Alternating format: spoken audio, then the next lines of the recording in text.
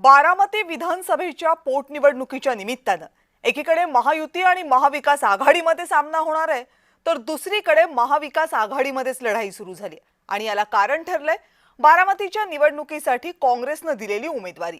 बारामतीची पोटनिवडणूक बिनविरोध व्हावी, या सुनेत्रा पवारांना बिनविरोध विधानसभेवर पाठवता यावं यासाठी महायुतीच्या नेत्यांनी आवाहन केली। शरद पवारांच्या पक्षाने त्या अगोदरच सुनेत्रा पवार यांना विरोध न करण्याची भूमिका स्पष्ट केली होती।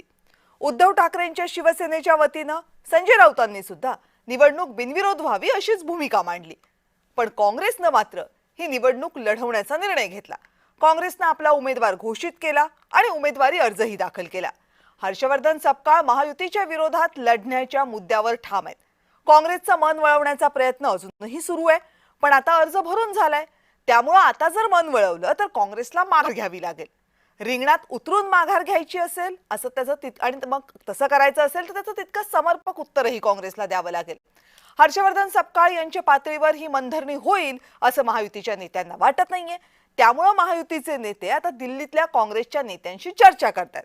बारामतीची निवडणूक झाली तरीही सध्याच्या परिस्थितीमध्ये सुनेत्रा पवार यांच्यासाठी निवडणूक काही फार कठीण नसणार आहे, पण तरीही बिनविरोध निवडणुकीचे मनसुबे पूर्ण करण्याचे प्रयत्न महायुतीचे नेते शेवटच्या क्षणापर्यंत करणार हे नक्की आहे। या संदर्भातला स्पेशल रिपोर्ट पाहूयात आणि मग या संदर्भातल्या काही महत्त्वाच्या मुद्द्यांवर चर्चाही करूयात।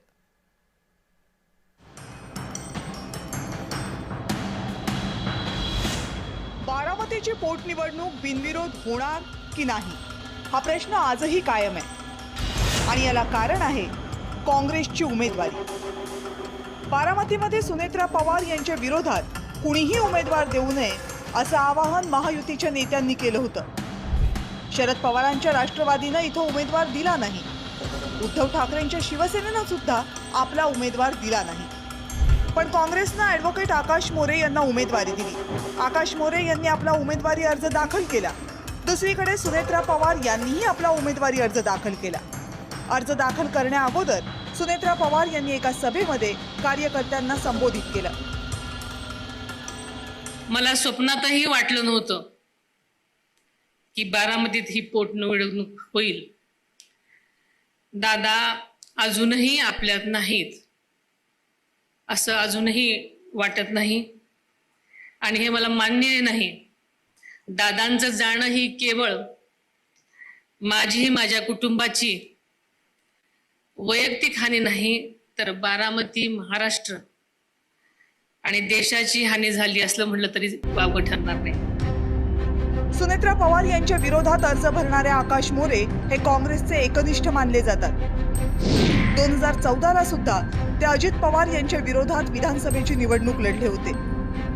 आकाश मोरे हे धनगर समाजाचे नेते आहेत। बारामतीमध्ये धनगर समाजाची मोठी लोकसंख्या आहे, त्यामुळे काँग्रेसने त्यांची उमेदवारी निश्चित केल्याची चर्चा आहे।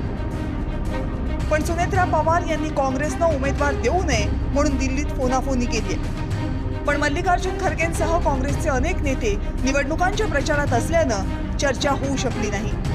पण अर्ज मागे घेण्याच्या शेवटच्या दिवसापर्यंत घडामोडी घडू शकतात, याचीच कुणकुण लागल्यामुळेच की काय, पण काँग्रेसचे प्रदेशाध्यक्ष हर्षवर्धन सपकाळ यांनी अगदी शेवटच्या क्षणी आज आपला बारामती दौरा टाळला।